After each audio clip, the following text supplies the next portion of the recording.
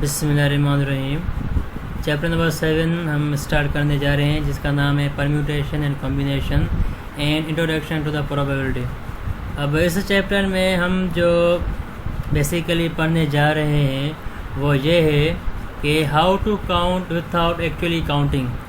How to count without actually counting का मतलब ये होता है कि कुछ सिंपल क्वेश्चंस होते हैं जिससे हम सीधे गिन गिन के आंसर निकाल सकते हैं, तो उसको हम कहते हैं एक्चुअली काउंटिंग। और विथआउट एक्चुअली काउंटिंग का मतलब ये होता है कि वही सिंपल क्वेश्चन जिसको हम बाय मैथमेटिकली कैलकुलेट कर सकें, तो उसको हम कहते हैं विथआउट एक्चुअली काउंटिंग। इस चैप्टर में हम ये पढ़ेंगे कि ये जो सिंपल क्वेश्चंस जो होते हैं उसको हम बाय मैथमेटिकली कैसे कैलकुलेट कर सकते हैं। तो चैप्टर का आपका नाम है परम्यूटेशन एंड कॉम्बिनेशन। परम्यूटेशन हम कहते हैं arrangement of the things, and combination का मतलब होता है कि सिलेक्शन। परम्यूटेशन एंड कॉम्बिनेशन के क्वेश्चंस को सॉल्व करने से पहले हमें कुछ डेफिनेशन से जो इस चैप्टर में यूज़ होंगे उसको हमें पहले समझना है। तो पहले आपका लिखा हुआ एक्सपेरिमेंट। अब इन परम्यूटेशन एंड कॉम्बिनेशन, एक्सपेरिमेंट को हम कैसे डिफाइन करेंगे? परम्यूटेशन और कॉम्बिनेशन में एक्सपेरिमेंट क्या होता है? The process by which observation is made is called an experiment और activity with an observable result. ऐसा प्रोसेस जिसके ऑब्जर्वेशन आ सकें या ऐसी एक्टिविटी जिसके रिजल्ट आने के चांसेस हो, तो उसको हम कहते हैं एक्सपेरिमेंट। मिसाल तौर जैसे यहाँ पे मैंने लिखा है टॉसिंग अ कॉइन। अब कॉइन हमें पता है कि कॉइन को जब हम टॉस करेंगे तो उसकी पॉसिबिलिटीज़ है या तो टेल आएगा या तो हेड आएगा। तो ये एक एक्टिविटी है जिसके रिजल्ट आने के चांसेस है। अगर हम कॉइन को टॉस करेंगे या तो हेड आएगा या तो टेल आएगा। दूसरा एग्जांपल मैंने लिखा है रोलिंग डाई और डाइस। जब आप डाइस को फेंकेंगे तो पॉसिबिलिटीज़ है कि आप जब डाइस को रोल करेंगे, फेंकेंगे, या तो 1 आएगा या तो 2 आएगा या तो 6 आएगा या तो 5 आएगा।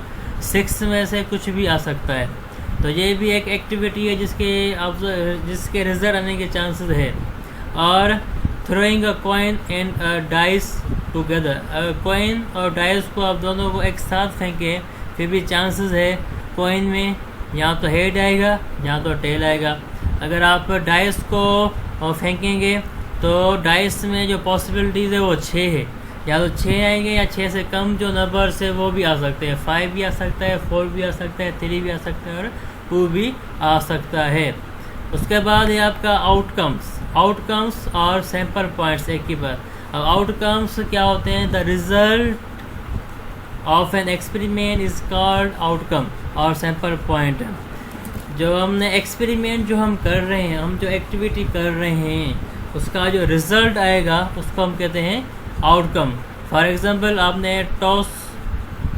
आपने कॉइन को टॉस किया है, ये आपकी एक्टिविटी है। आपने कॉइन को टॉस किया, उसमें से हेड आ गया या तो टेल आ गया, तो उसको हम कहते हैं आउटकम्स। उसके बाद है सैम्पल स्पेस। अब सैम्पल स्पेस क्या होता है? A set of all possible different outcomes of an experiment is called sample space. Sample space क्या है? Number of possible outcomes. अगर आप कुछ भी एक्टिविटी कर रहे हैं तो उसके पॉसिबल आउटकम्स उसके पॉसिबल आउटकम्स कितने आएंगे? मिसाल तौर आपने डाइस को रोल किया है, डाइस को फेंका है, तो कितने पॉसिबल आउटकम्स आ सकते हैं? 6। अगर आप कॉइन को टॉस कर रहे हैं तो कितनी पॉसिबिलिटीज़ है कि आपके आउटकम्स आएंगे? 2 आएंगे, या तो हेड आएगा या तो टेल आएगा। तो उसको हम कहते हैं सैम्पल स्पेस। उसके बाद है आपका इवेंट क्या होता है? Subset of sample space. Sample space के जो सबसेट है वो आपकी क्या इवेंट है? सपोज करिए आपने कॉइन को टॉस किया और 3 आ गया, और जो 3 आया है 3 आपका है आउटकम। अब 3 से जो कम होंगे 1 और 2 वो है आपका इवेंट। अब आगे हम इसको समझेंगे। पहले हमने लिखा है टॉसिंग अ कॉइन। अब जब हम कॉइन को टॉस करेंगे तो सैम्पल स्पेस क्या है? हेड और टेल। जहाँ हेड और टेल सैंपल स्पेस क्या होगा, हेड और टेल। मीन्स के पॉसिबिलिटीज़ कितनी है, नंबर ऑफ पॉसिबल आउटकम्स कितने आ सकते हैं, 2 आ सकते हैं। यहाँ तो हेड आएगा, यहाँ तो टेल आएगा। इसको ज़्यादा समझने के लिए हम एक और एग्जांपल करते हैं। दूसरा कि आपका डाइस, ये है आपका डाइस। अब इसमें जब हम सैंपल स्पेस को देखेंगे, सैंपल स्पेस क्या होगा, सैंपल स्पेस का मतलब होता है कि नंबर ऑफ पॉसिबल आउटकम्स, ये कितने आपके पॉसिबल आउटकम्स आ सकते हैं। अब इस डाइस को हम देखेंगे कि इसके कितने पॉसिबल आउटकम्स आएंगे, 6 आएंगे। तो सैंपल पॉइंट्स क्या होंगे, सैंपल पॉइंट्स और आउटकम्स कितने आएंगे, 6 आएंगे। एलिमेंट्स ऑफ सैंपल स्पेस भी हम कह सकते हैं सैंपल पॉइंट्स को। अब आउटकम्स आपसे कौन से होंगे, आउटकम्स आपका 1 भी हो सकता है, 2 भी हो सकता है, 3 भी हो सकता है, 4 भी आ सकता है, और 5 और 6 भी आ सकता है। उसके बाद ये आपका इवेंट। अब इवेंट है, आपने डाइस को रोल किया है, आपने डाइस को फेंका है और आपका आ गया 4। जो 4 जो है वो आपका क्या आउटकम्स है। अब लेस देन 4 जो होंगे 1 2 3, these 3 are the less than 4, ये तीनों जो है तीनों आपके क्या होंगे, इवेंट्स होंगे। चलो इसको हम ज़्यादा समझेंगे। सैंपल स्पेस, अब सैंपल स्पेस क्या है, ऑल। सैंपल स्पेस क्या है, ऑल। ये जितने भी है 1 से लेकर 6 तक, ये सारे क्या है, सैंपल स्पेस है। सैंपल पॉइंट क्या है, any one of the all, any one of the all, इन सब में से कोई भी एक जो है वो आपका क्या है, आउटकम से। 1 भी हो सकता है, 2 भी हो सकता है, और 6 भी हो सकता है। उसके बाद इवेंट, 1 और मोर, 1 भी हो सकता है और 1 से ज़्यादा भी आपके इवेंट हो सकते हैं। जैसे यहाँ पे मैंने लिखा है कि अगर आपने डाइस को फेंका है और 4 आ गया, तो 4 से कम कितने होंगे, 1 2 3, तो जो लेस देन 4 होगा 1 2 3, ये आपके क्या हो जाएंगे, इवेंट्स हो जाएंगे। चलो उसके बाद है आपका काउंटिंग। अब काउंटिंग क्या होता है, a process of determining the total number of results. Results को हम एलिमेंट भी कह सकते हैं, of an experiment is called counting. अब जितने भी आपके रिजल्ट्स आएंगे सबको हम क्या करेंगे, ऐड करेंगे, सबको हम ऐड करेंगे, तो उसको हम कहेंगे काउंटिंग। अब काउंटिंग हम इससे जाहिर ऐसे लिखते हैं, it is written as O of A. O of A का मतलब होता है कि number of elements in A के अंदर कितने एलिमेंट्स आपके मौजूद है, उसको हम कहते हैं काउंटिंग। फॉर एग्जांपल सपोज करें ए है आपका 5 7 9।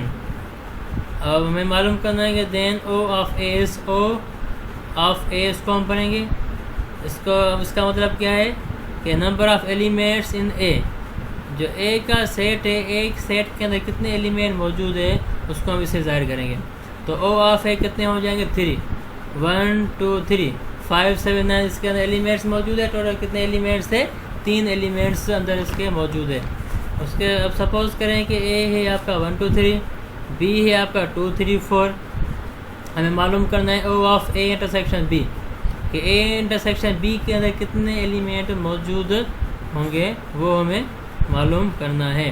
तो पहले हम क्या करेंगे, पहले हम करेंगे ए इंटरसेक्शन बी मालूम करेंगे।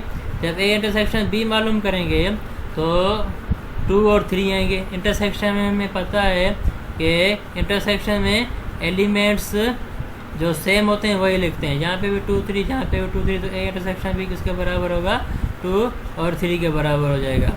तो यहाँ पे 2 और 3 टोटल कितने नंबर से, टोटल आपके 2 नंबर से। तो ओ इंटरसेक्शन ए बी किसके बराबर होगा, 2 के बराबर होगा, क्योंकि अंदर इसके कितने एलिमेंट है, 2 एलिमेंट है। एक दूसरा एग्जांपल करते हैं जो 7.1 का है। सपोज करें ए है आपका 0 1 2 3, बी भी मिला हुआ है, सी भी मिला हुआ है। हमें मालूम करना है कि number of elements in A union B intersection C, इसके अंदर कितने एलिमेंट्स मौजूद होंगे वो हमें मालूम करना है। तो पहले हम क्या करेंगे, ब्रैकेट को सॉल्व करेंगे। ब्रैकेट में हम क्या करते हैं, ब्रैकेट के अंदर क्या है, बी क्रॉस सी। तो पहले हम मालूम करेंगे बी क्रॉस सी को हम पहले मालूम करेंगे। हम बी क्रॉस सी कैसे मालूम करते हैं आपको पता है, बी क्रॉस सी मालूम करेंगे तो उसके रिजल्ट्स क्या आएंगे, ये आएंगे। उसके बाद क्या करेंगे, बी क्रॉस सी हो गया, उसके बाद एक यूनियन, ए को बी क्रॉस सी के साथ करेंगे यूनियन। ए है आपका 0 1 2 3 और बी क्रॉस सी ये जो हमने मालूम किया है वो ये है।